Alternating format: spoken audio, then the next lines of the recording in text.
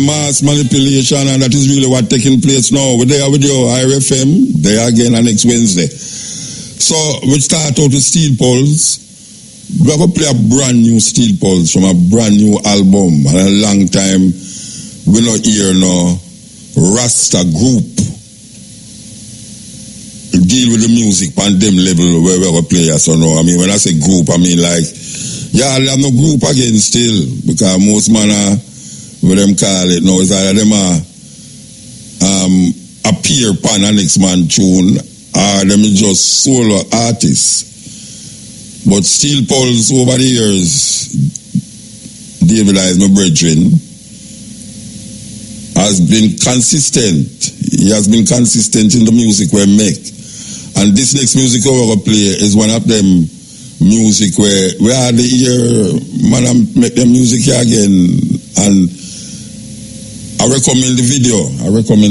Seriously recommend the video. From the album called Cry Cry Blood. This is Steel Pulse, brand new. Whoa. Alright, we can play this. Okay, we're there with you again. So here we go now. Steel Pulse, that's what I said. Steel Pulse, brand new. We're going to play it from the video because we love it. Remember, Burning Spear make a tune named Cry Blood, and that is for a long time. Now, Steel Pulse come in at this time, you know, saying must cry blood. This is the Culture Nation IRFM there with you. And next Wednesday, as we say, we'll go through the pieces, you know, because boy, I tell you so much things outside and inside. When we say outside, we mean outer world and yeah, so, may I tell you. All right, so you're ready. We're going to continue musically, go through. You know, say, we're in a serious situation right now in Jamaica, yeah. I mean, we can see certain things happen still physically, as we always say, but the mind of the people, they're a wonder, man, topsy-turvy. The mind, you know, all these whole heap of materialistic expression of progress is one thing, but you see the mind of the people. I remember I interviewed a brethren, I don't remember what his name again, you know, but him say by 20,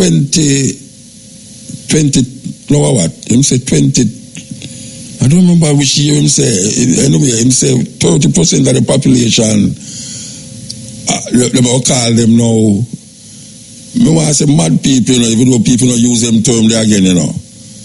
But as we are going in a Jamaica, Rasta, how so much people just lose them mind.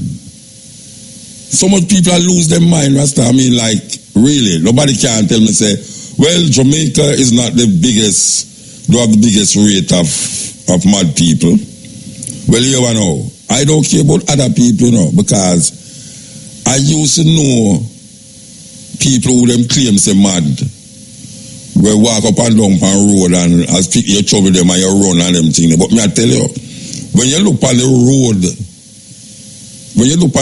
you know, especially in a Kingston, and when you hear your news and you see where you're going, it's not nice. It's not nice at all. It's not nice. Because right now, I have to start check myself. Because I don't know at what stage in your mind you become going out of your mind. Because right now, something is happening. And we need to figure it out. All these psychiatrists and psychologists and all these people who are supposed to be into these things. It's not nice. It's not nice at all. Every week now, I mean, apart from we hear about man a kill woman and kill picnic and rape picnic and everything, that the crazy thing getting crazier. Really, it get crazier. And it don't weaver in the progressive progress, the physical manifestation of progress. In other words, we can't say it's because a man get kinky because him poor or him can't get no work. We can't say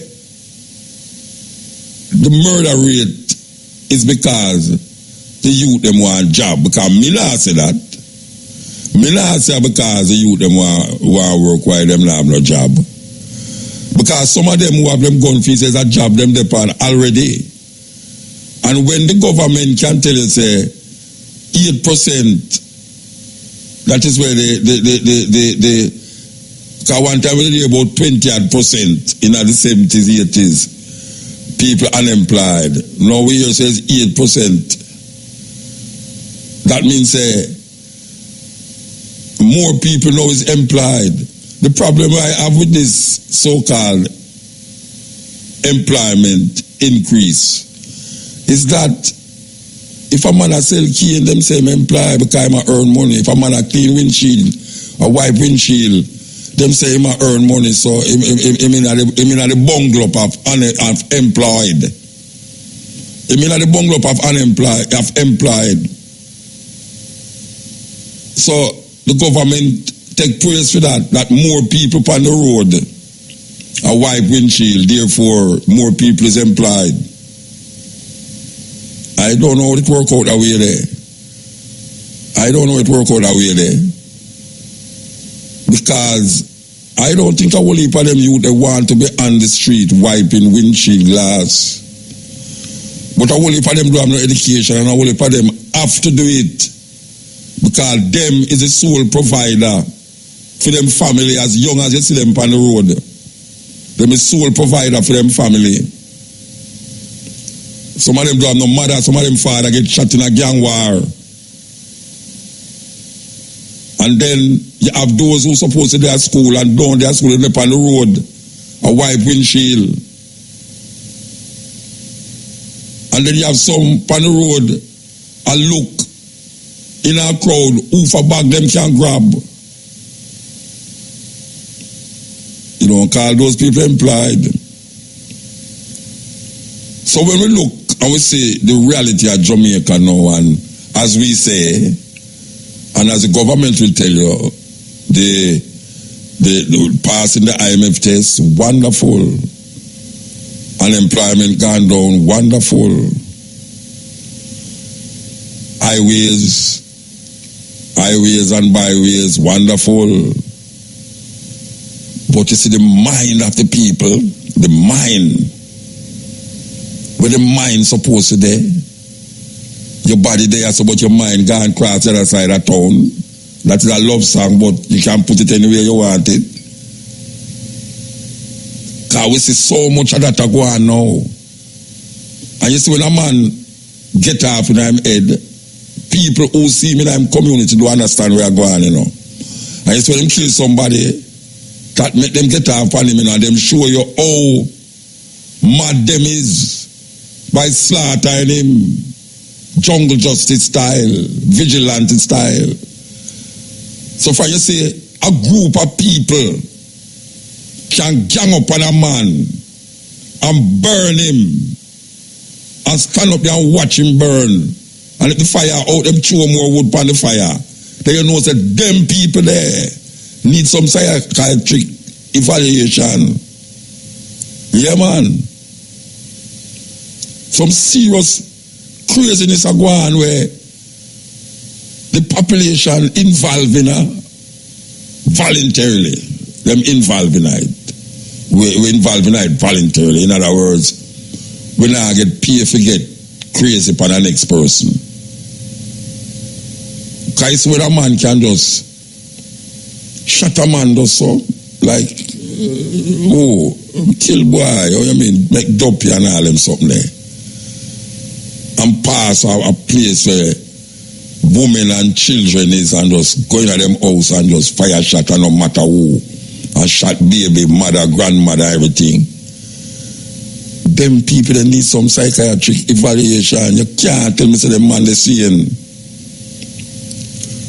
When a man go stalk a little girl and rape her and then kill her. That is a crazy man. That is we're not talking about mentally incapacitated and all the language. Them are mad people we are talking about now. And you see, you have some people who work from 9 to 5 every day. And because them not getting enough pay and things now work out for them, you know. You see when them go home, them take it out upon them picnic. Them take it out upon them dog. And if you don't mind sharp, if the man now work properly too, them take it out upon him or him take it out upon she, and vice versa, and that is madness. We need to figure it out. We need to figure out how the society, and after the man tell me, you know, the man say, I don't remember if it's 10% of the population is mentally ill.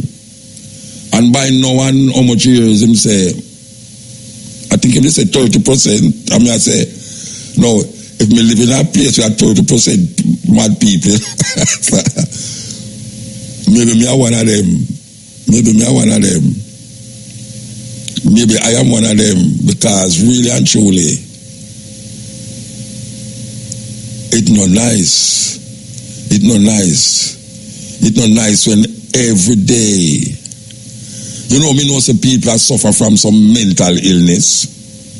I tell you how the mental illness just creeping now we don't even know, because sometimes a man a go on away and them don't even know say him a go on away, you know. Time they don't even admit say him a go on away. Most of them not admit say them a go on away. Them say, no man, me alright man, what you talk about? Me alright. You know. You know what is a madness? You drive up a road where it's 2 lane. 2 lane up, 2 lane down. And a taxi man a come up the road. And through him no one stay in the lane where him supposed to stay. Him go over upon the lane where I come down the road. And when him a go up there, a bus a come down the road and have to stop, and him have to stop. Because now him a go try get over in the right lane. And a man a drive come up and chew, the man nah give him no part. Him tell the man go lollipop him mother. That a insanity. That is the height of insanity. The taxi man a drive come up the road and him can't pass. Him drive on the sidewalk. That is madness. But him not go say mad. He must say, Muta, you can't go and talk. Food me want to eat, you know, to the crowd up there, and another man I come take them away. I saw him do it. That is the eyes of madness. But him now says madness. Because him can't him functioning according to how him supposed to function. And me and you know say that can't right, because if him get a visa and go to America, I'm not going to do that. So there's something in Jamaica where manifest this madness in a people who, if them did go abroad, go drive, and the stop sign say red, him could have speed at 100 miles per hour. When him reach on say him a go stop. And if him dip on a road in America or England where him knows a whole heap of camera dip on the road and him a speed, from him see the camera him a slow down.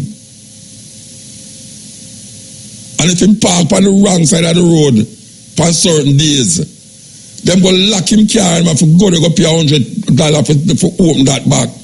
Him better get up early man and go over the other side for park, because the man them want to clean the street. But when them there at Jamaica, it not go so. Anything go wrong right and right wrong. So anytime you will sit on the line and wait for go up, it come like wait, how are this? Let me first another line and wait. Him just go around here and go around everybody and go block up the next traffic up there. So this madness coming in all different forms and shapes and sizes. We need to grab a hold of our mind. You see this mind thing, we know we can see, claim, but we know, say, well, boy, right now, we will call it a name. It's in our brain, you know. It's inside our way, you know. But somehow we can't go inside our way, because we are always looking outside of ourselves for the answers to things. And most of the time, the answer they right in front of you. Only for the answer we are search for. If you just sit down easy like Sunday morning or easy like you sit down for your toilet seat and figure it out, you'll find to see the answer just come to you. But we don't have no time for truly going ourselves. Meditate. Some people love to pray, and every time you pray, you beg for something. Most Jamaican people, when they pray, beg them up. They either beg for something stop, beg for something start. You know, your man say, boy, I pray so no rain no fall. You might beg that something to happen. That is the promoter. The other promoter, the other one say, I pray rain fall like now. That is the man who don't have no water in him pipe. And water restriction upon him. I pray for rain fall. The promoter don't want the rain fall because he wash out in business. The farmer want the rainfall because he want him crop grow. Like me, I know. Like me, I know. You know what I'm saying? My things are bud out. But then a man say, the rain is blessing, like the sun are no blessing. I don't understand them talk there. Your man rain a fall, them say, boy, just send some blessing. Then when the sun a shine, what? The sun no blessing. Nothing can live without the sun. Everything upon the earth we live in depend on the sun. Not about the sun in the sky. I mean, not about the sun where man can cut until they say it will come back again. The sun never gone nowhere. The sun. So we look at all these things now. We say, but we like where we are see in terms of physical manifestation. But there's a sickness in the society now where we have to deal with. We call this child month. This is almost like the end of child month. Tomorrow is Labor Day. Everybody go out, they go do things that they never usually do before. Most people are paint. I don't know why they have to paint every time people are going to do something for Labor Day, them paint. You know, should have planted some tree. Serious thing. You should have planted some tree, man. Because they say, everybody has sell things on the road, you know, and go pick it off a tree where them never plant. Them never plant it. All them Ackee, Bombay mango and East Indian mango and breadfruit. Most of them tree there. All people planted long time. Them youth are now plant them tree there, but this is why. Man want to live off of the tree them, and man love the fruit them from them tree there. But how much people are going to decide, say, boy, right now, make a plant a coconut tree. Then the body, they are them youth, where you sit on the roadside. We have plastic cup in them hand every morning with little liquor in there. It's a fashion statement. If you have a cup in your hand, every morning you come out on the road, it's like you deliberately come out on the road to show people, say, you have a plastic cup too. It's not even a Chinese crockery, it's plastic you have. It's not even a wine glass where you can say, yes, it's a plastic cup, it's a fashion statement. It don't have nothing to do with the reality of life.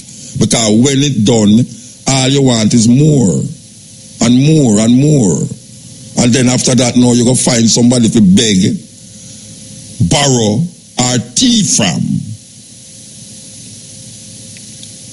But if you plant a coconut tree, where it's something where most people use coconut oil, most people like coconut something, jelly coconut water. We need to plant some more tree. Because you see the depletion of the trees them power earth cause more evaporation of the soil, the liquid in the soil. Thus it makes the soil come dry and without nutrients. Because the sun give life and the sun take away life. The sun give life and the sun take away life. The sun is the source of all life on earth. Don't make nobody tell you no different. I talk about the sun, S-U-N, sun in the sky. Where the Egyptian used to call Ra. And when you say amen, a whole lot of people don't know that Amen, Aman-Ra, is an Egyptian God worshipping the sun.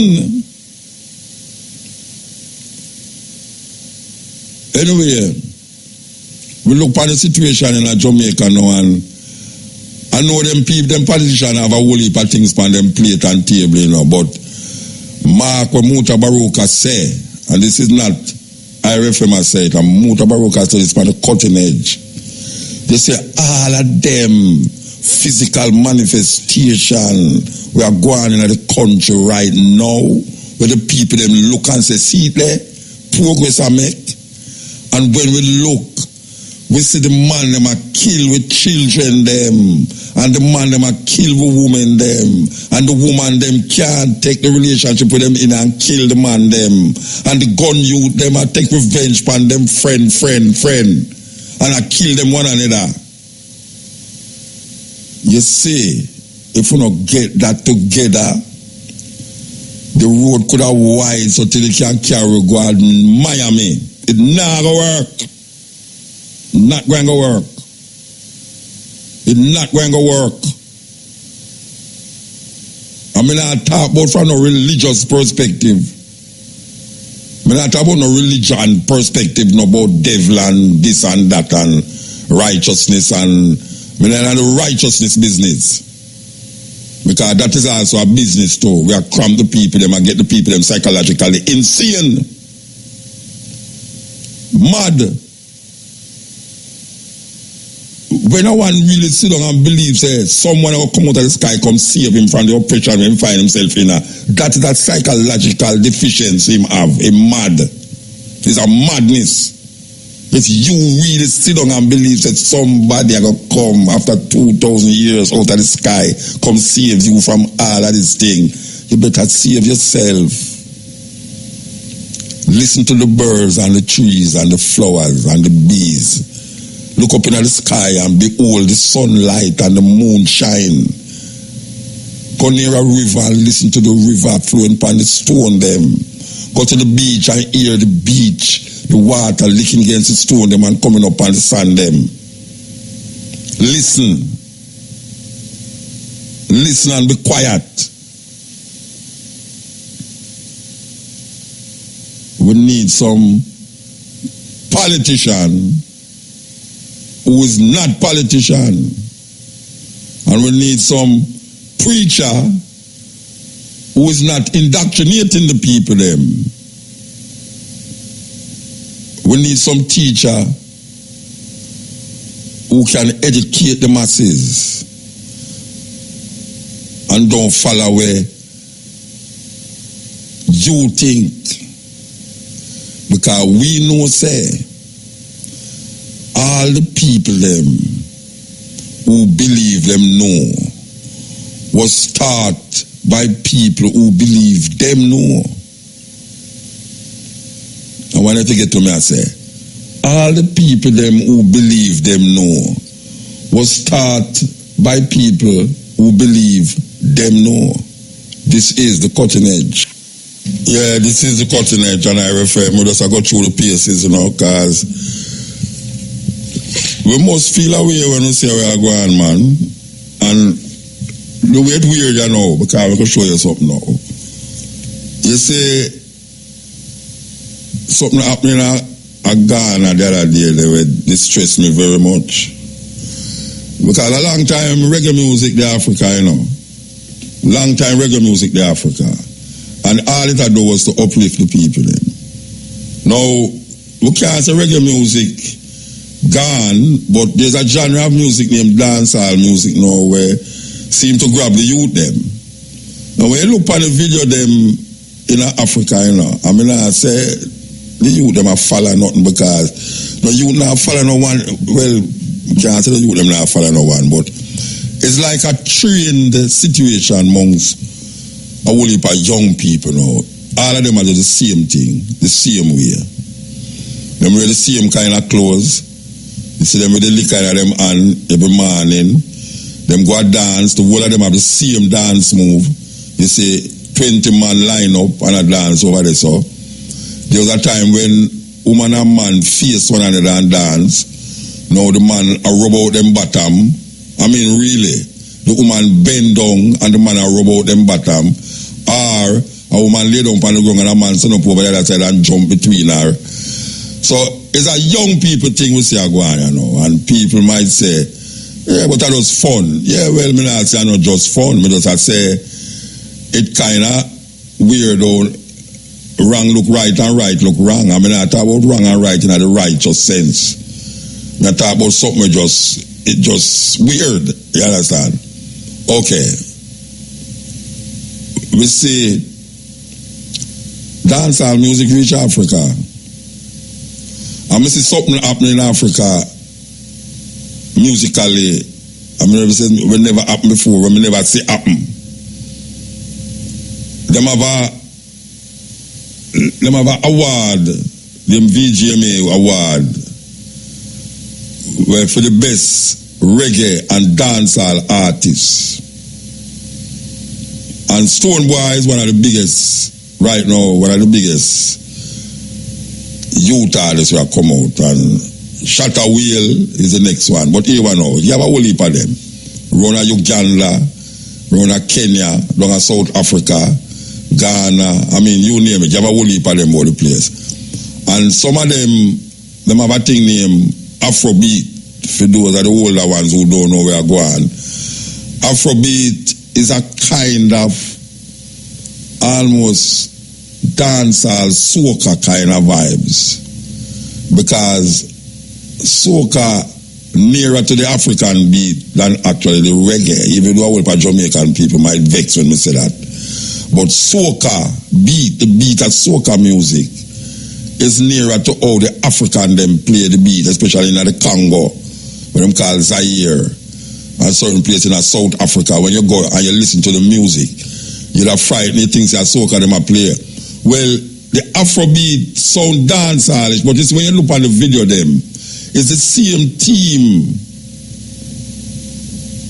move the Afrobeat, move the dancehall, which is a man pose in front of a car, either a BMW or a Mercedes Benz, or if you have a Bentley, or no, me see them pose in front of a Jeep Wrangler.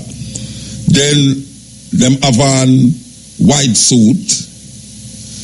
And you can't have one of them video there if a woman now wind up her bottom in the video.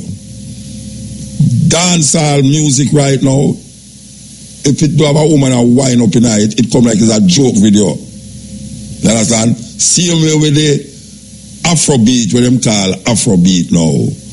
But I mean, I said not all of them. It's not all of them. Because I see somewhere, you know, it don't really have that, but it have that materialistic outlook. Me never say a musician in Africa a pull gun on stage for the next musician. Only in Jamaica me say man war on stage like when me say go on, and according to the news when me I get is that Stoneboy get the award and Shatta Whale who did in the audience, you know. Film friend them claim say him did a come on the stage give Stonewall kiddos, you know. Some other people say no, him a come on the stage to disrupt the thing because him never win. Because them a say Stonewall win it must about 4 years straight now him a win it. You cannot imagine all me and a dub poet where I win Iowa award for dub poet for 30 years. I was supposed to shoot me all 10 times already. But Stoneboy now pull him gun. People them start run up and down all over the place. The video they on YouTube. If you can go on YouTube, Stoneboy and Shatta Whale. Me never see that happen in Africa before. In our reggae. But me know where them get it from. Me know where them get them ways, the way, that way. You know? Because me got so much shows in Africa where reggae artists there. And all them I think pan is if move the music and uplift the people them. Now we see that different breed of youth come here so now. Different breed of youth. Them no business about no upliftment. Them business about just like the politician them materialistic things where you can't see. Them want things where you can't see. You know, see, because them grew up in a situation where it's poor and suffering. Everyone already that grow most 99.99% of reggae artists from me know grew up in the same position where them youth grew up in. Your mother dead alone, your father not dead. You know, your mother now not to carry you go to school, you have to go up on the road, go beg and all them something there. Most of them grew up that way there. But you see the music help put a vibes out of the earth there where make Jamaica, I can't wait to Honorable say, and on the coke and the crack, a reggae put Jamaica on top. Would I ever go further than that? Rasta, because Bob Marley was created by Rasta, and if it wasn't Rasta, you wouldn't have no Bob Marley on the level the way you see Bob Marley out there. I say that over and over without apology. I'm never say this without apology. Right now, the youth them in Africa, and you hear the bridging where they depend on where the show say it. Him said the dance all artists tell him did I watch from them time there. You know, see it? And him try mimic the dance all artists them. And if you look on a whole heap of things we are going right now amongst them youth they know. The decadence and the craziness of the dance hall is what is manifested in these youth, because right now YouTube is some of them school. And when them look on the popular artists them up the day in the dance hall, it spill over just like how we did influence a whole heap of people in Africa. You know, enough people were influenced in Africa. Strengthen them to move forward in them struggle. You know, Peter Tosh, Bob Marley, you name it, Black Euro, Burning Spear, you name it. Move the music to advance the people them. Now when we say there's a music where bring down the people them, especially black people, I'm going to say seriously bring them down. The culture of the music bring down the people them. That they're Africa now. Because all the things the music they would have reached such a stage and nowhere. Them just same way. Them video look same way. If you see how them a dance, you know you'd never know say it's not Jamaica, because we can't say the African them a follow Jamaican, you know. Because the African them, as far as me, as long as me I got Africa, especially South Africa, because all of them big artists they find them time like Janet Jackson and all them people there, is the South African dancers them used to help train them dancers to go up on stage. And when we look on the whole thing you know, the manifestation of the thing you know, we say, cause we can talk and talk and talk. We don't say nah, gonna make no difference. But if the watchman says the danger and all the people, the brother got up on film shoulder. And we are look on it and we are say, some serious thing are going. Some serious thing are going.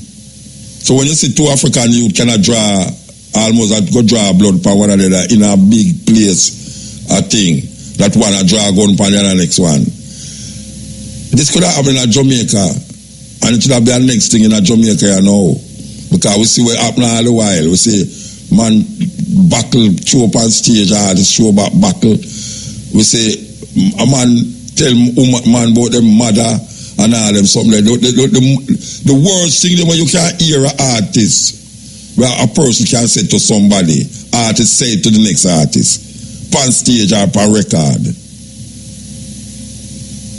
And even though people do things now, not even say things now, do things and put it on YouTube. Because them days they never know YouTube. You just make your music and it just go out there and it just cover the world. So, me don't know. madness reach Africa. And that I said, oh, the Jamaican madness reach Africa now. You know, see it, where it's almost like it's a turn back the hand of time. You know, see it, because them youth, if you hear them attack, them say, yeah, we love Bob Marley, but they not listen to Bob Marley. Them not listen to Bob Marley. Bob Marley is no influence to them youth anymore. These youth is not, I hear them attack, well, yeah, we love Bob Marley. Them love Bob, because you must love Bob Marley. Music. But them not influenced by Bob Marley. Because them influenced by Bob Marley. Where we see a decadence, where we see a come out of Jamaica now in the music and in the physical manifestation, especially on YouTube and wheresoever you can put WhatsApp in, all of the things them where them have social media. You realize the thing get crazy. Because I look on a woman, a young girl in Africa, and I look on a young girl up here, so and the two of them dress the same way, I say, what the hell is happening? Because white people is still the author of the madness we are going.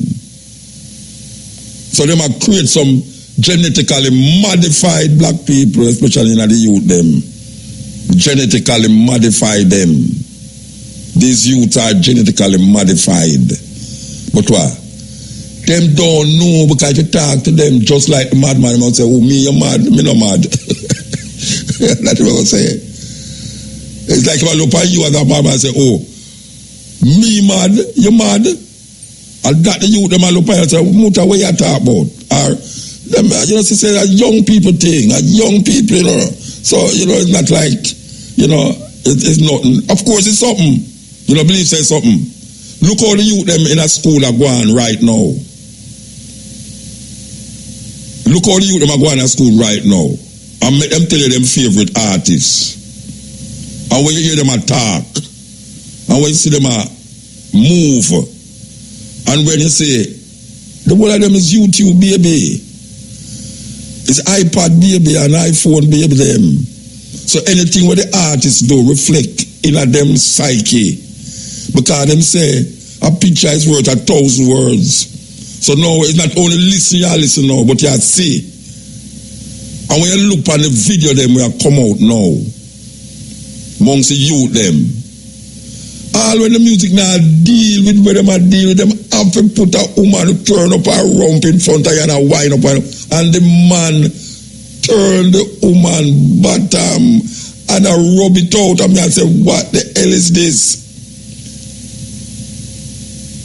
So what we call them, when we call a man with turn around a woman and a wind up on her bottom, you call him bottom man?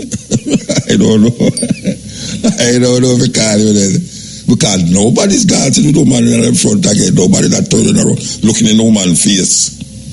Nobody's looking in a woman's face and dancing with her anymore. So I want to know, a man who rub up his front on a woman's bottom when he's dancing, should we call him a bottom man?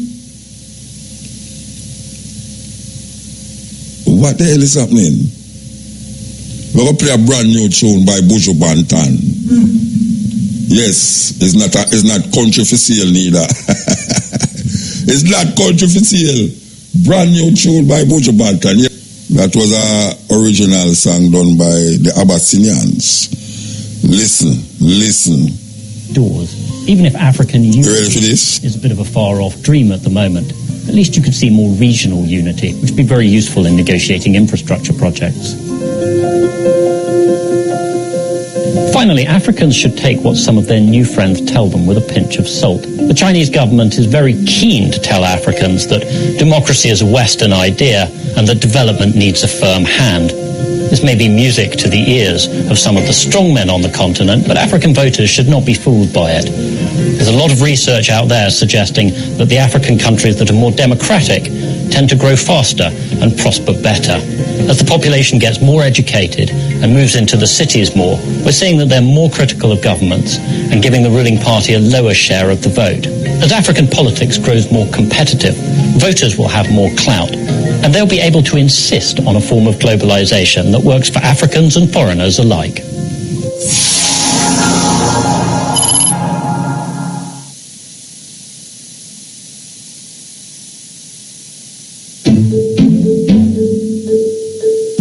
first scramble for Africa was when European colonial powers saw a continent that was vast, rich in minerals and land, and very poorly defended, and they rushed in to carve it up and steal the land. The second was during the Cold War, when East and West were locked in a struggle for global domination. That's when the Soviet Union backed Marxist despots all over Africa, and the Americans backed any leader who said that he was in favor of capitalism. The third wave, which is happening right now, is much more benign. It's much more about voluntary exchange, about trade, and about the spread of technology. It's a new kind of scramble for Africa, which, if handled well, Africans can win. The old stereotype of foreigners in Africa is that they're only interested in the minerals and not Africa's people. That's still sometimes true, and there are still a lot of corrupt mineral deals going on in Africa. But much more important now is African people. There'll be more Africans in the world than Chinese people by 2025. It's a huge market, and since they're all living in independent countries, they're in a much better position than in the past to negotiate better deals with the outside world. And this has been great for Africans. Greater openness to trade and investment from the outside world is one of the reasons why Africans are 2/5 richer than they were in 2000. Of course, the fact that there are fewer wars and better macroeconomic policies has also helped. There's still a big problem with corruption.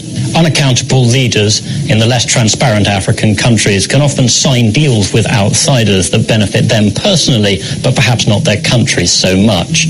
The things that Russia's doing in the Central African Republic, where you have private firms protecting diamond mines and the president of that war-torn country, are to many people reminiscent of what happened in the 19th century at the height of imperialism. The scale of foreign interest is unprecedented. Between 2010 and 2016, 320 new embassies were opened in Africa, probably the largest embassy building boom anywhere, ever. Turkey alone opened 26. Last year, India announced it was going to open 18. Military links are spreading too. China alone has ties with 45 African countries. America and France are helping defeat terrorists in the Sahel. Oil-rich Arab nations are setting up military bases in the Gulf. And Russia has military deals with 19 African countries. African voters and watchdogs need to insist on more transparency in the way that these deals are done. The kind of work that Kenyan journalists have done to expose scandals connected to a Chinese railway project is very encouraging. Second, African leaders need to think more strategically. China is one country, Africa's 54. It's going to be much harder for them to drive the right kind of bargains if they let China negotiate with them individually behind closed doors.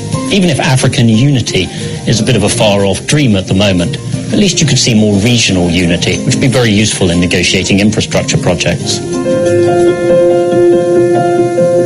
Finally, Africans should take what some of their new friends tell them with a pinch of salt. The Chinese government is very keen to tell Africans that democracy is a Western idea and that development needs a firm hand. This may be music to the ears of some of the strongmen on the continent, but African voters should not be fooled by it. There's a lot of research out there suggesting that the African countries that are more democratic tend to grow faster and prosper better. As the population gets more educated and moves into the cities more, we're seeing that they're more critical of governments and giving the ruling party a lower share of the vote. As African politics grows more competitive, voters will have more clout, and they'll be able to insist on a form of globalization that works for Africans and foreigners alike.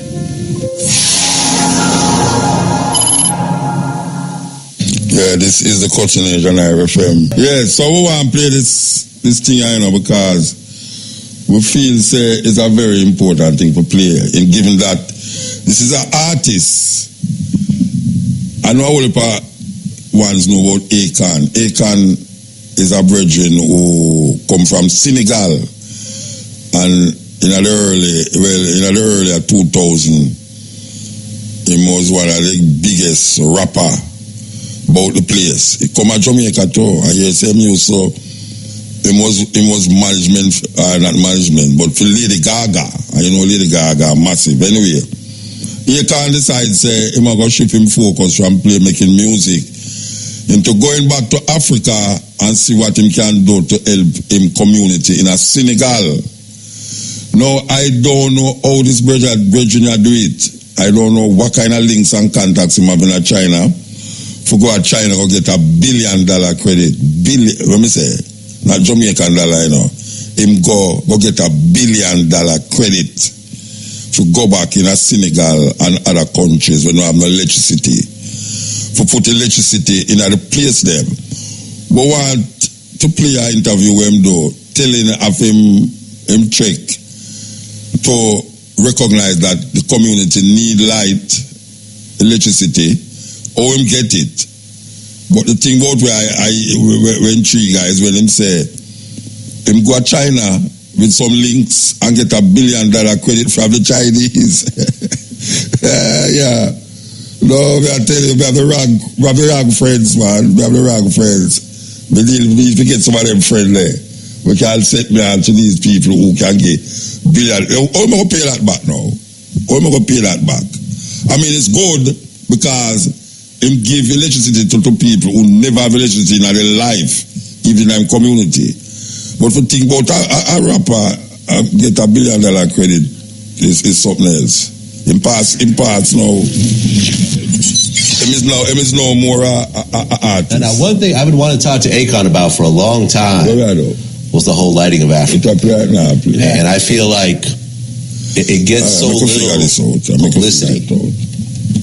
You know, so let's have a real conversation about that, because you grew up in Senegal, West Africa, and I heard you actually grew up without electricity. Yeah, none. No electricity, no running water. I mean, it was one of them, like, when I came to the United States and I saw how poverty was, accepted here, like the projects, or what they claim to be projects, bro, Vlad, like I thought they was living in luxury compared to what poverty is back home. So it was kind of one of them things where I couldn't understand why people didn't appreciate that. You know what I mean? Because it gets a lot worse. So for those who's out there that's always worrying about, saying they living hard and life is not, believe me, you got it a lot better than a lot of people around the world. You know what I'm saying? Mm-hmm. No, absolutely. Like, people don't understand what third world poverty really means. No idea. No idea whatsoever. So you literally had no electricity, no running water at all? Like none. So for you to get water, you'd have to go somewhere? Yeah, well, the thing is, we got water, but our water came from wells. Like, we had to, walk about a half a mile down and share the well with the community. So we all cooked, washed our clothes, and drank from that same well water. Wow, you washed your clothes and drank from the same well. That's crazy. So tell me what led to the Akon Lights Africa project. Well, what led to that was, after the success, my grandparents was, I really say my grandma, because she's the only one that still lives in Kaula, in that same area, and she was one of those kind of people that, like most grandparents, you grow up in a house, they're not leaving that place. They just not. I don't care. You could have a multi-million-dollar mansion waiting for her in the city. She's not going to leave where she's at to go away to the city. Grandparents like to be where they at, where they comfortable with, an environment where they feel, suitable to be at. But I went to go visit my grandma, and when I got there, she's still pretty much, every time I want to come and try to upgrade her. You know what I mean? But she would never take it. She would never allow me to do anything. She want everything the way it is, because this is what she used to. And one day I said, Mom, I'm not coming to visit you no more. You got at least let me put some electricity in this house. Because there's no way we're in 2010 and there's no electricity in your area. So I said, if anything, my grandma would probably be the only one with electricity in this area. Come to find out, the grid was so far out that even if I don't care how much money I had, there was no way I could bring electricity to her. You know what I mean? So at that moment, that's when I said, okay, something got to be done about this. There has to be a solution, because now it's not just about my grandma. Everybody in certain rural parts of Africa are experiencing the same thing. You know what I mean? Like, they ain't got no electricity whatsoever. And as you know, without electricity, you can't even begin to develop a country, let alone your own home. You know what I'm saying? So we got to the point where I was like, okay, I just want to figure this out. So I got with a couple partners, billionaire partners of mine that I made friends with throughout my career. and I wanted to build some power plants throughout, like 5 power plants in all the major areas in Africa that those countries can actually share that power plant. And I also looked at it like a business, because this would be my retirement at the same time too. So as I was getting all the investors together, I started to run into a lot of the politics and energy and oil and all this other craziness, and I started to realize how deep it was, because this is the kind of business that actually starts real wars. So the politics was a little heavier than I expected, and I just started feeling like there was some things happening around me that ain't supposed to be happening. Like what do you mean? Do you mean think about it. Like certain people's in power were in that point and to keep people poor? Is that what you're kind of saying? Nah, I don't think it keeps people poor, because actually extending the grid actually makes them richer. But the resources wouldn't allow it because of politics specifically. Certain parts of the country being ran by certain countries and dealing with the oil and the allocation of that oil to who it's going to and so on and so forth. So me building power plants in certain parts would mean that I would have to allocate a certain portion of that oil to keep that fuel burning. So that's when I get into the political aspect that I don't understand well enough. You follow what I'm saying? But to make the long story short, it was just too complicated for me to be dealing with. You know what I'm saying? I'm just an entertainer. I just trying to help, and I don't want to get myself caught into some things that I can't get myself out of, So I said, let me find another solution. And that's when I realized that it was mad other renewable solutions that can actually work. But my thing was, which solution would work out best for me that I could scale for all of Africa? Because I wanted to just get all the rural areas specifically where, the major oil companies aren't concentrating in. And plus, these are the areas where the most people need it anyway. And that's when we came with the solution to do solar energy throughout, all the major rural areas. So I went to China, met up with some friends over there, got with some manufacturers, and then, aligned myself with one of the biggest companies in China that's owned by the Chinese government, that manufactures solar, plants and solar, lights and all the solar facilities and things of that nature that we could use to cascade back in Africa. Now, the advantages was, and this is what led me to go to China, because China had built a full solar ecosystem for Europe and America. But when Bush was in power, Bush created a 200% tax on all solar or all solar-related renewable energy coming into America. And mainly he did it because he had his agenda was in the oil. He needed the oil to keep burning, right? So anything renewable, he wanted to keep away because it affected the money, the business. So he created a 200% tax on all solar coming from China into America. So all that investment, those billions of dollars of investment that China put into this, and they couldn't use it, was just sitting in factories and sitting in China, couldn't be used. So I took advantage of that and went down to China and to partner with some of those companies that couldn't use all that, investment that they already put for Europe and America. And I asked them to be able to apply that into Africa. So they gave me $1 billion credit line to start my project, and that's how it all started. They gave you $1 billion credit line. Yeah. To light up Africa. How did that feel? At first, I was like, $1 billion? Oh, I'm rich. Then I realized $1 billion ain't shit for what I'm trying to do. Right, because you're talking about a continent. You're not even talking about a city. Exactly. So we had to prove what we could do with just that $1 billion credit line. So our goal was to electrify 1 million homes within the end of the year. And come to find out, the need of it was so vast, and the kind of contracts and programs that we created was so needed. The governments accepted us perfectly, so we did partnerships with all the government there, did PPPs, and then ultimately we ended up now we're in like 15 countries in less than 3 years. Okay, so 15 countries in Africa. Do you remember which countries? Oh man, we're in Senegal, Ghana, Ivory Coast, Guinea, Gabon, Niger, Guinea-Conakry, Mali, Ivory Coast, a couple more. Like we pretty much everywhere. Okay, and how many people now have electricity in their house? From our program, I think it's probably impacting close to 15, 16 million people now. Easily.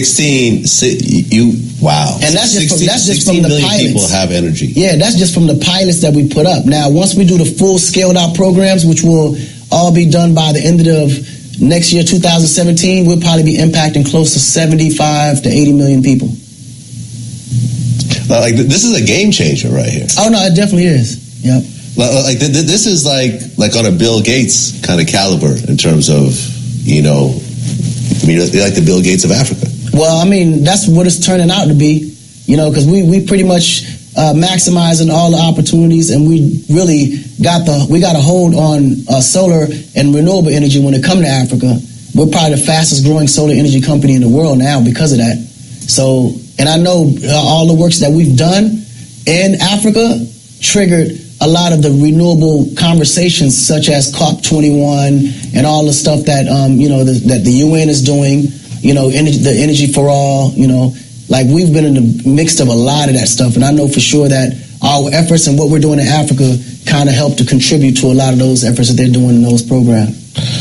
I mean, you're essentially talking about a continent that's living in like the 1920s. Yeah, you know, that's exactly what it feels candles like. and I guess what, like kerosene lamps to light up their house. Yeah, they still was using kerosene lamps, candles, and coal just for cooking solutions. Right. I mean, because you're talking about no internet, there's no electricity. Well, see, now that's the part that gets tricky, because Africa, when it comes to technology, is probably more advanced than anywhere else in the country, but they don't have an infrastructure. So everything in Africa is all mobile based. It's all cell phones. Everything. So we just completely skip landlines, skip desktops. We just leapfrogged all the way into today's newest technologies. Like, we have programs on our phones in Africa that you can't even have access to in America or Europe because of that. You know what I mean? Like, all resources are put into cell phone, you know, developments over there. You know, I mean, I remember I saw a 60-minute special about how the mobile payment system is huge in Africa. Yeah. You know, because everyone's got a cell phone, they can just pay for everything using, you know, like you have little kiosks that just accept cell phones. Exactly. Even my new way of how we launching and distributing music and film and everything is all mobile based for Africa. No, man, that's amazing. And it's actually just kind of disappointing how little media attention this has gotten. No, but it's actually good, because it's allowing me to put in all the work I need to put in. And then, because believe it or not, had I got all the media attention before I got up and running, I probably wouldn't have been up and running. Then it's growing. You know, and it's only growing faster and faster. And I'm glad it happened the way it did, because it wasn't like the media blew it up. It was blown up from real work, you know, real solutions, and a plan that actually exists that's proven to work in Africa. You know? That's amazing, man. Yeah, that's amazing. And, you know, and it's like you'll probably be known more for that than for your music. And that's what I want. Because I always felt like music was always a vehicle for me to do what I was here to do. You know what I'm saying? I always feel like everybody's here, has a purpose for why they do what they do or why they're here. But I always felt like music was always that vehicle for me to become whatever it is in life God wanted me to become. You know? Yeah, and I mean, it's usually when you see people like this that make these type of impacts, they come from rich families and whatever else. Like, you were a poor Senegalese kid growing up in a house with no electricity, and now you're lighting up 75 million homes in Africa. That's just mind-blowing. Yeah, it is crazy. I never thought in my wildest dreams that I'd be involved in energy. I ain't know nothing about energy 5 years ago. Yeah. Like nothing. I was completely, you know what I'm saying? Like, yeah. Amazing. Now, I remember you had an interview a while back, and you said that America was never built for black people. Mm-hmm. Can you explain that? I mean, it's just simple. We weren't. I mean, you got to understand, black people were shipped here. It ain't like they chose to be here. Trust me, hadn't they not been brought here, they wouldn't be here. They'd be in Africa right now, and this world probably be totally different as far as what happens. America probably wouldn't exist. The way I see it is, it hurts me and pains me a lot that, you know, African Americans constantly complain about how they're being treated in America and how the laws ain't fair and how it don't fit the minorities, when they actually can always just go back home. It's literally as simple as, okay, cool, let me buy a plane ticket and see what opportunities is waiting for me back home in Africa. You know, they want to do it. You know, but the problem is they've been brainwashed to an extent to where Africa is just almost not even an option. Like, you mention Africa in the hood, niggas will start shaking. They so afraid because they don't know. Like, they have no idea what, you know, Africa has to offer, what the situations come from. So this is why I concentrate a lot of my business even in Africa, because I want them to see the success that comes from Africa and the opportunities that exist in Africa and all these things that being done successfully in America, Africa's wide open to build a platform like that for yourself without no competition. Matter of fact, you will get not only support, but you'll also get, investors that will come on board. Like Africa has, it's probably not only rich in resources, but even rich in capital. It just, because there's no infrastructure system, there's no money count, because these guys carry cash. Majority of my shows, I got more money in Africa just from concerts and music-related stuff than I've got in all of the world put together. If I added all the money I made in the United States, in Europe, in China, in Asia, all in one, in India, all that, and added one pot compared to the amount of money that I made in Africa, Africa will probably triple that. And a lot of people don't even know. Wow. Like, a lot of people don't know. Like, I introduced a lot of people into Africa as far as to what the possibility is. I mean, all the way down to 50, Fat Joe, Ja Rule. I mean, you name it. Like, a lot of those guys, and they'll contest to it. I mean, once they, tasted a piece of that African money in that brown paper bag or brown garbage bag, Dave was like, yo, we got to stay out here. We got to see what that is. But the opportunities is endless over there, man. And it's a wide open market. It's a virgin territory to where you can do whatever you want to do. Like, imagine me trying to do energy in America. It would never happen. You got Con Edison over here, you got Georgia Power over here, you got Shell, you got Chevron. They would never let me into the business, ever. But I'm in Africa now, and I'm competing with people like Shell, competing with people like Chevron, competing. And not only that, but they got to the point where they just said, you know what? Let's just partner with them, and let's see what we can build together. So that's how open it is. Like, even their mentality or how they do business in Europe and America is different from how they do it in Africa, because in Africa it's so open, and there's so much money to be made and so much opportunity to be used and shared that there's no biasness. You can just come with your raw skill and clearly create what it is you want to create there and be successful at it. Yeah, this is the Cutting Edge on IRFM. The time is 7 minutes past 12 o'clock. Yeah, this is the Cutting Edge on IRFM. We're going through the paces. Just I look at certain things, like Akon. Akon is a rapper. Him come to Jamaica already too. Yeah, and him branch off now in a business. Get $1 million credit from China and gone in Africa. Go set up solar energy for certain communities. So here we are, trying to sieve through the madness. So we are talking about the madness from the night start. We are talking about the madness. And so I say you have madness in many different forms and shapes and sizes and ways. You have a whole lot of people that walk up and down on the road looking dirty, and people say they're mad, but sometimes it's destitute. It's people just don't have nowhere to go, don't have nowhere to live, don't have no family and all them. Something that's not really, sometimes they're mad because sometimes you talk to them and you realize it's not mad, they're mad.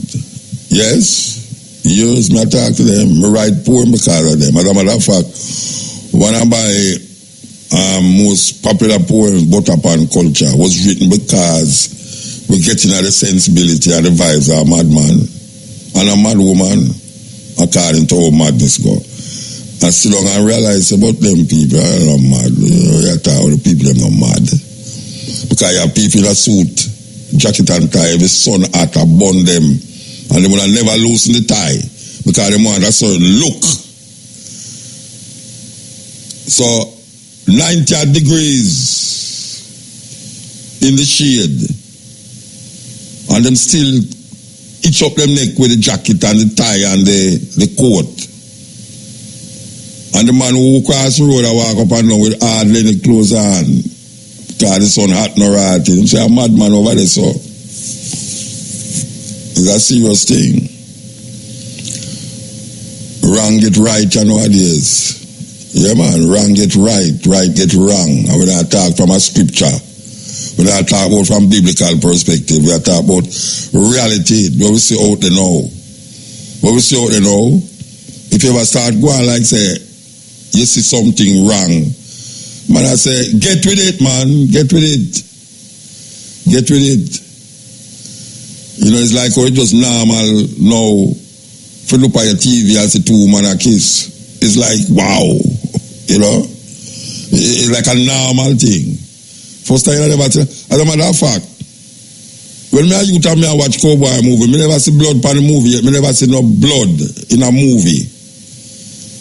Never see blood in a movie. Nowadays the blood in a movie and a movie, man, and the most vicious kind of way to the blood in there. And then the children, them watch that. It's a weird thing because a mother and a father and them picnic will sit down and watch a movie.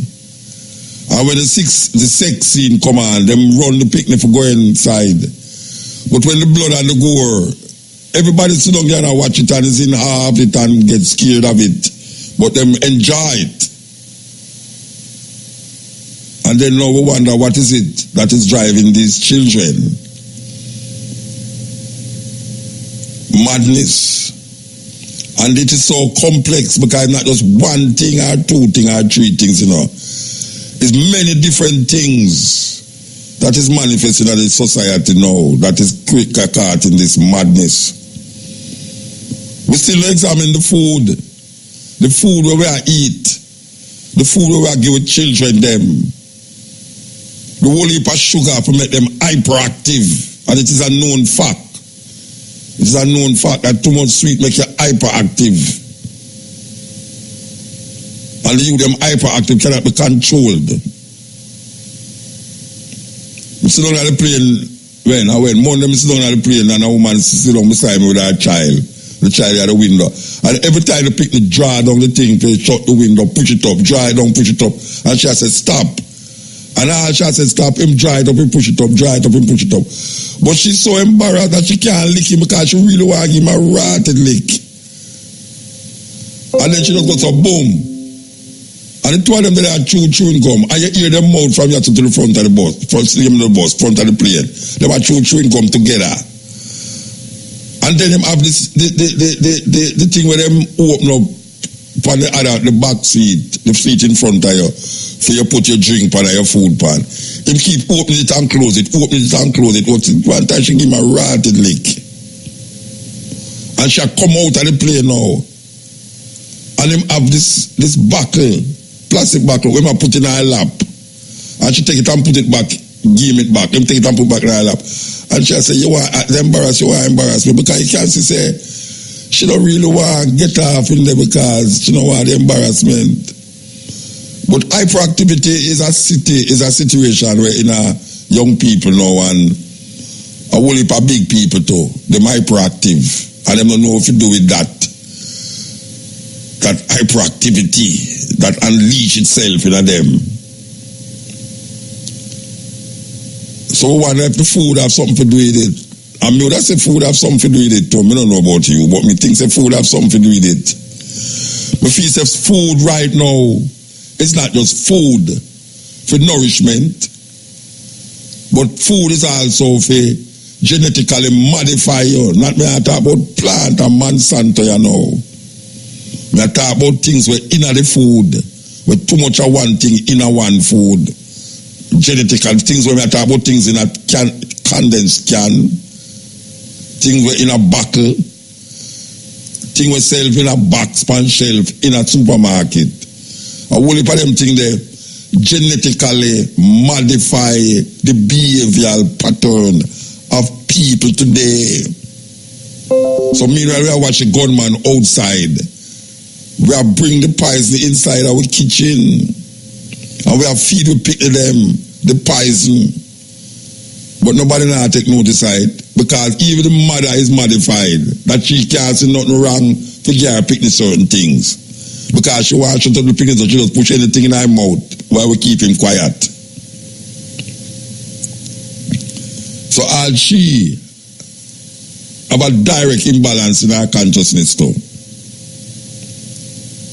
Because you hear now the government advertise this and advertise that. Most people now listen to that because they might go with where them having them hand when they have money.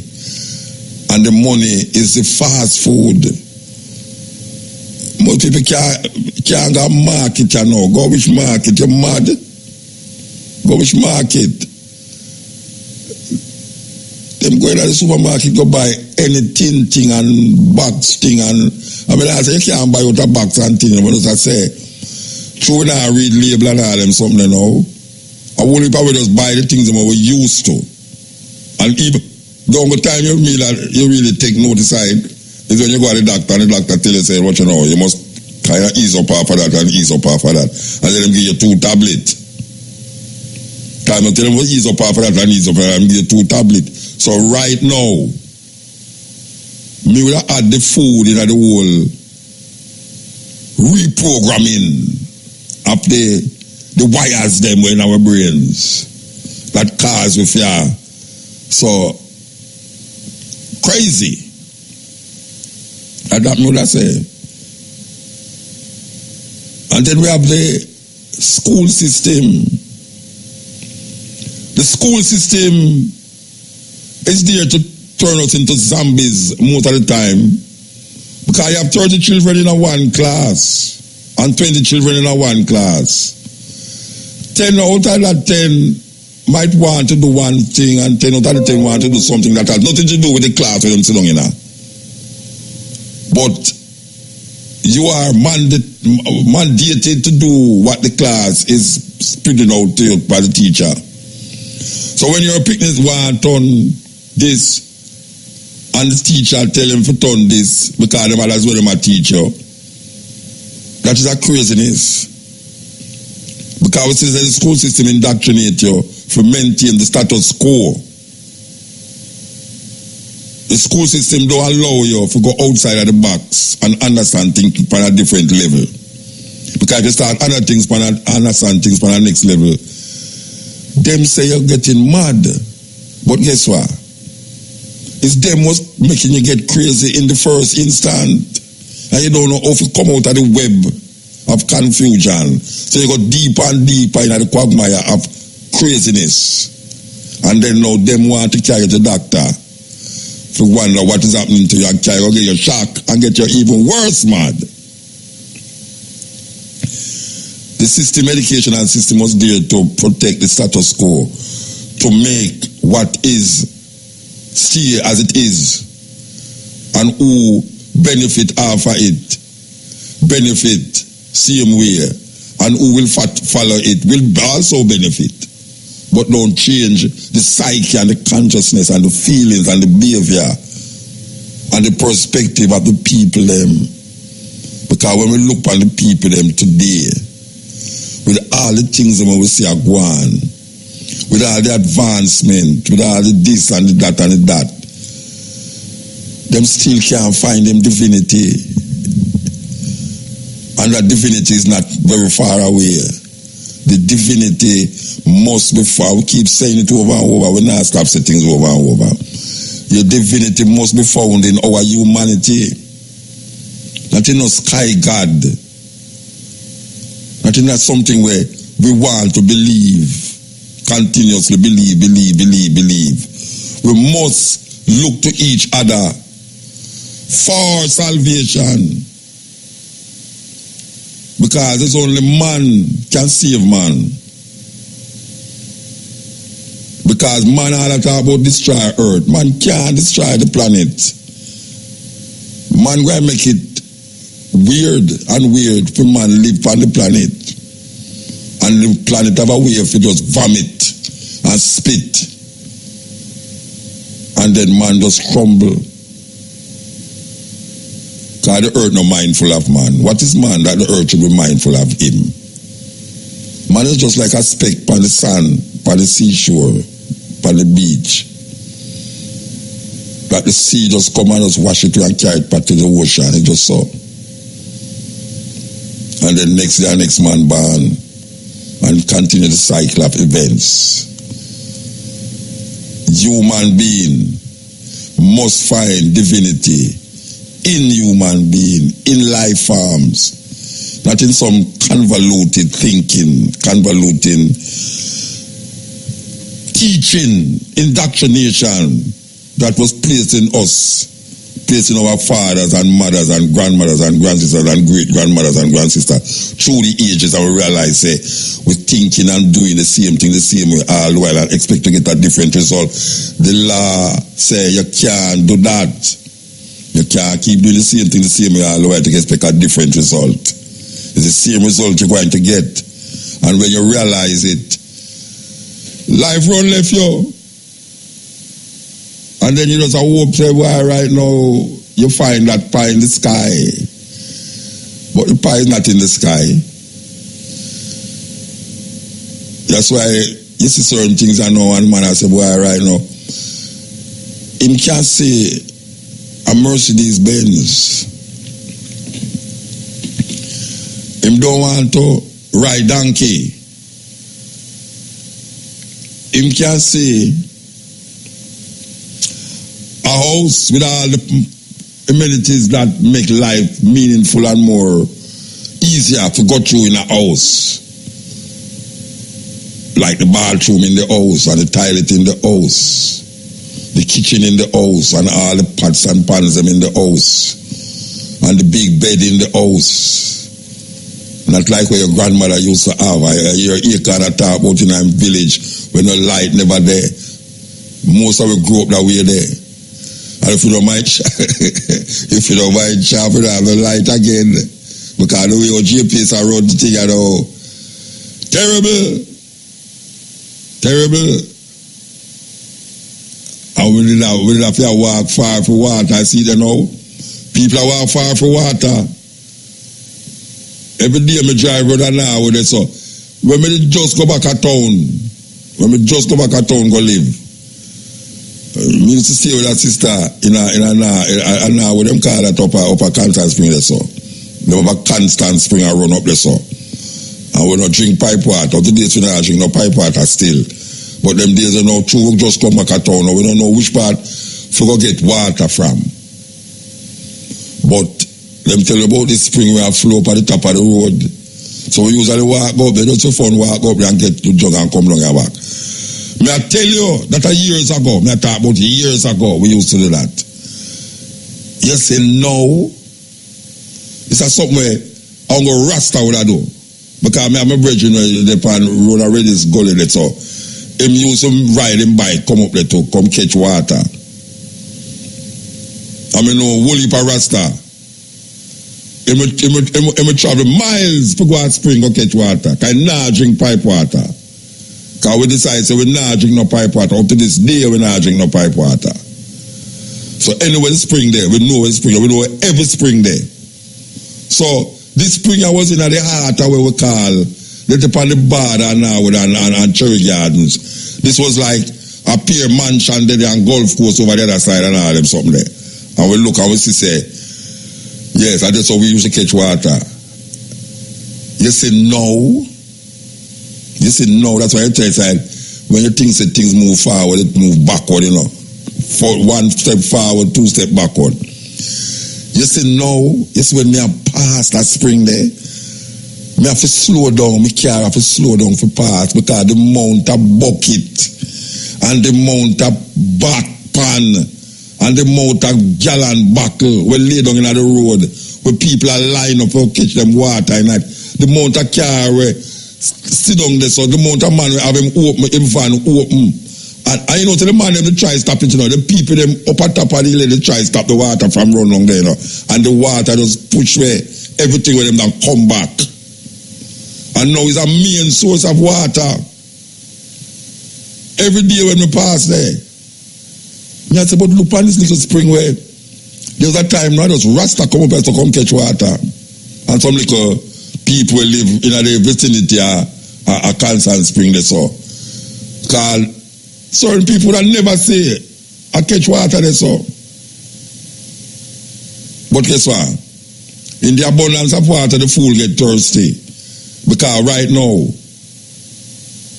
look how long Hermitage Dam and Mona Reservoir are around Kingston. And it now do the work. Now, see them go sue the Chinaman them because the Chinaman them pop up some of them pipe when them have fixes the road in the road of Mandela Highway there, so. And waste enough water that all water lack off to get water turn on back and all them thing there. And now we see say people are traveling miles to go find water and a drink all river water. River water. People don't know to drink river water. You're not supposed to drink river water. If you don't know where the spring there, where it start the river, don't drink it. Because river water go through certain things in all the stone them and all the this and the that. When we're their country, if we don't know who up at top of the river, we're not swimming at the river, we're not being at the river. Because we know say woman come out there and wash and man come out there and bathe and all them something that we have to wait. Man and woman are bathe up there, so we not bathe up at the bottom, you know, we have find which part it start. Why you love my bridging profile? Because we know say true we attack us so. Why you love my bridging profile? We not bathe up at the bottom of the river. We have to find which part of the river start. No, anything goes. Because the people that make wrong look right. The people that and when we used to do it, the right look wrong. Because Rasta do them something there. So we give thanks to pipe in our house. We have to pay a high water rate bill. We don't want to drink the dirty. We don't want to drink the water because we're not able. I made the program, when we have a TV program, I made the program on water in Jamaica. And the first program in the Simple Muta series, it was one of the biggest programs on CVM. And when we investigate the water, we come to we from the dam them. If you could have stand up a Mona dam sometime and looking at it when it's low, I mean, I tell no lie. If you could have seen, we're in the river where the water lead to the dam Mona before it reach Mona, and then when you're looking at Mona Reservoir, not when it full, when it go down low. If you would have looking there and see where in the dam, you'd have change your mind. You're gonna go buy bottled water every day. Every day when you're looking there and see where it's there. Of all my life, me know Mona Dam, me never really actually go up on the premises of Mona. And when me had the television series, me go up on the premises. I will go there when it's a local, we are examine the best water for use, or we are trying to tell the people them say, yeah, this and this and that. And when you look in them, man, me I tell you, man, me never want to say it on the television. But they got to say, this is what me I try to do. Me I try to sabotage the water industry. But this water industry sabotage itself. The water industry sabotage itself. So me I say, look how long water, everybody know when a rainy season or when a dry season. Now it kind of switch power now. And them don't do nothing to alleviate the problem. Nothing at all them don't do to alleviate the problem. I see come again now. I'm going to tell you no water your plant, then so tell you no feed the animal. I'm mad, you're mad. I'm going to tell you no water your plant, you have to eat that and I'm going to prosecute you. So right now, me have some things that now we just dry up. I just take that and I say, why dry up? I don't saw. Yes, me have a little place and now we know why rain a fall 24. Below for me live because rain a fall still. All the about say, even it's almost every day it falls still, but it fall not like the big amount where you usually see, but it's still a fall and then it through the whole heap of tree them round it. It keep the place kind of moist like. So you know have that contention. If you say why you plant them are dead. But when we look on what we need to make us find that humanity in ourselves, it's some simple things. Simple things. Because we really want electricity in our house. We don't want electricity where you know, pay your light bill 1 week, then lock it off. Or through them incompetence, it gone. Therefore now, all the things that we have now your fridge spoil up. And the place dark, and you don't know in your yard, and you don't know if you see one of the random thing that you need electricity. But it not work properly. Just like the water thing, it not work properly. But But we walk here because we have wider road. And we walk here because them have state of emergency to curb the criminal activity. We won't curb the domestic violence that is taking place between man and woman who cannot cope and deal with them situation in a more man and woman way.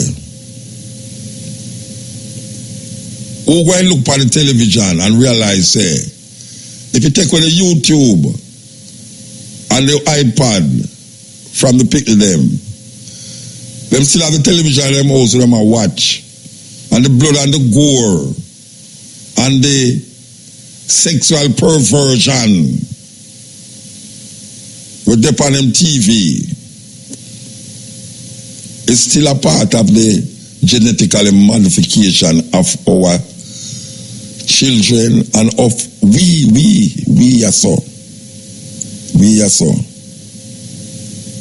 When a man can go home and dose him children them because them children are next woman gone to bed. But him come home, him get him dinner, and him sit down in front of him TV and watch the gore, and then him go to film bed. And when him gone at work, him picking them come home before him, sit down, take off them clothes, put on them yard clothes, never go out of the yard because I hope a people don't know them yard stay and certain place. If you go in them yard, them don't even know which part certain things in them yard because them not walk up and down in them yard again. Them sit down in them yard, in them room and watch the TV and the blood and the gore they there. So that genetically modify them because the mother gone to work and she come home late too and she don't have no time for cook. She don't have no time for cook. So she just buy some Kentucky Fried Chicken or some burger or some whatsoever them buy in them fast food. Bring it to them and everybody have a fast food dinner. And then we wonder how the madness gets so crazy. Because young people right now are dead from disease. I would say it over and over. Where old people used to dead from. Young people are dead. I'm not talking about teenager. I'm not talking about youth who are under 20. I'm not talking about youth who are under 30. I'm not talking about what them call millennials now. Them call different names now. Them used to call Generation X. Now hear about millennials. Yeah, these children who born between 1980 something and whatsoever them born. These young people is dying from disease. Whereas people over 55 and 65 and 75 didn't have. How them get it? Because we're living in a society that just frivolously go on and make good become bad and bad become good. So everybody's like zombie. You wear the same clothes. You dance the same way. You eat the same kind of food. And you have the same aspirations in life, which is to have a big house, a Mercedes Benz. Well, first you claim that you have to pass the exam, but now realize pass the exam don't necessarily mean that you're going to get that big house and that Mercedes Benz. Because now we say youth will just go up on stage, jump up and down 2 times and chat pure madness and drive the Mercedes Benz where you are crave for because you go to school 6-7 years for get your this and that, for get a better job where no job no out there. Forget. And them not teach you how to have business. Them teach you how to manage people business. So it's managerial skill them are put in and not ownership skills and ownership position. Now them creeping and gradually I try to say, yeah, we better show them some how to own and start business and be entrepreneurs. But the same people them did own Jamaica 50 years ago, 30 years, the same people them own Jamaica today. And while you can get some part of it, but it's not it. So you have to search in yourself, to find yourself, to make yourself be happy, because no care what nobody wants to say. I tell you about say anything where you think but you cannot get it. It's madness. It's madness. But anything where you get think and you can achieve it. No go so. Me there have to tell you that. Because most people think good for them people and not achieve no, them go and sit down on them veranda and have cancer and diabetes and heart failure and still not achieve it. Me not tell nobody that. Because I see people think on things for years and dead a think on it and still not achieve what them a think on. But it is not bad to think, because you must think. But don't get highfalutin in your thoughts to make them believe and make you believe that them put you in a situation where you will never get certain things, but them have you thinking that you will get it. And you have to make it for yourself. You have to make it for yourself. So meanwhile you think on it. No, so it's not just start. It's not just start. And when I talk about no material things as I know, we are talking about self, and according to the Egyptian book, to see the goodness in things, you have to see yourself in things. To see the goodness in things, you have to see yourself in things. Because we are all manifestation of that one source. And we are all part of that natural progression. And some of us try to deviate and divert from it because we get caught up in our system that don't care a heck, I don't care a damn about the birds, the bees, the flowers and the trees and life. Remember, business about life, they want to create a different world outside of self. Until if you deal with self, you have to make yourself be God. That is what they want to make you feel. They want to say God out there, so and you out there. So then if God is omnipresent, how can God be out there, so?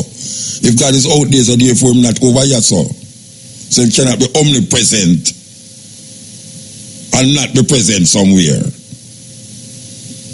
So when a man say God go and come down, it means say he might come down and go somewhere where he's never there. So we have to wake up to that understanding, say there's no time, there's nowhere existing if you want to say God, that God is not. So you have to look for the next person. Remember Lebanese poet Khalil Gibran say, and when you love, you shall not say God is in your heart, but you are in the heart of God. Because there's no way God can be somewhere where you is not, or where him is not.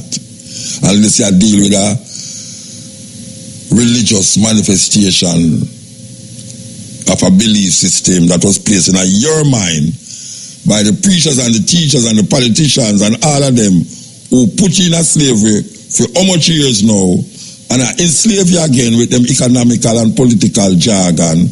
And then when them hear certain things, them say, you see that man there, he might tell them fools, say, you go on for line because we go on by the man can't go good evening. So them have your soon while sit down or wait. That's why the youth them so freak out, because them no want to end up without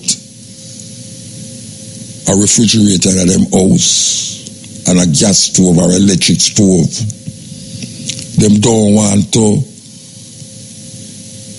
wake up on a mattress when I have no sheet on it and a house where I leak every time a little rain fall. Them don't want that. Them don't want that at all. Them want the good life. the good life. The good life is all that is spiritual and physical. Because when I give up one for the other, it's a combination of both physical and spiritual that complete the human being. That is what we call divinity. Divinity is not some supernatural entity. Divinity is an idea that benefit the human spirit to make you more human. According to how it goes, when we say human, we mean in accordance with nature. Yes, boy, you look my virgin nature. As we say nature, boy, you look my virgin nature. This is the cutting edge. Department of Sociology, Psychology and Social Work in collaboration with the Faculty of Social Sciences and the Office of the Principal presents an African Liberation Day lecture entitled Moving Towards a United Africa, Fulfilling Marcus Garvey's Dream, featuring Dr. Julius Garvey, son of Marcus Garvey. And this will feature in the discussions Dr. Jalani Naya, Esther Stanford, Esther Stanford, and Dr. Michael Barnett. Date Wednesday, May the 29th, venue Social Science Lecture Theatre, time 6 p.m., 8:30 p.m. Julius Garvey, Marcus Garvey, second son, will be talking, the main speaker there. So, yes, this is at the University of the West Indies. This is at the University of the West Indies. This is next week, Wednesday, Social Science Lecture Theatre. Okay, we continue the journey. We're continuing the journey. Here we go. It's already too late, said Mutabaruka sadly. Our own men and our sons have joined the ranks of the stranger. They have joined his religion, and they help to uphold his government. If we should try to drive out the white men in Umuofia, we should find it easy. There are only 2 of them. But what of our own people who are following their way and have been given power? They would go to Umuru and bring the soldiers, and we would be like Abame. He paused for a long time and then said, I told you on my last visit to Mbanta how they hanged Aneto. What has happened to that piece of land in dispute? Asked Okonkwo. The white man's court has decided that it should belong to Nama's family, who had given much money to the white man's messengers and interpreter. Does the white man understand our custom about land? How can he, when he does not even speak our tongue? But he says that our customs are bad, and our own brothers who have taken up his religion also say that our customs are bad. How do you think we can fight when our own brothers have turned against us? The white man is very clever. He came peaceably and quietly with his religion. We were amused at his foolishness and allowed him to stay. Now he has won our brothers, and our clan can no longer act like one. He has put a knife on the things that held us together, and we have fallen apart. This is one of my best songs for last year, or the year before. One of them years, I played so long now that I don't remember when it come out. But yeah, man, nice.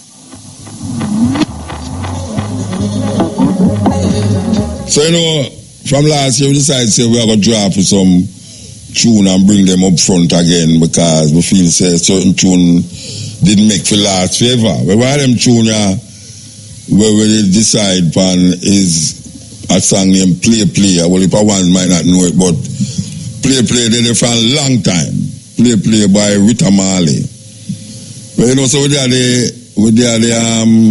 the Iowa World and Reggae Awards thing that I did, and Rita Marley did it, and she called me and gave me an album, a brand new album.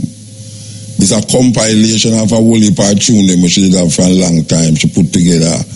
And guess what? I see the tune on the album. I feel so good for know, so I play it back again and again and again. And see it on a new album. And we say the album there on Billboard reggae chart, you know. Here we go now. Rita Marley. And we also say brand new. I was say brand new now. Brand new. Me I tell you. So you know.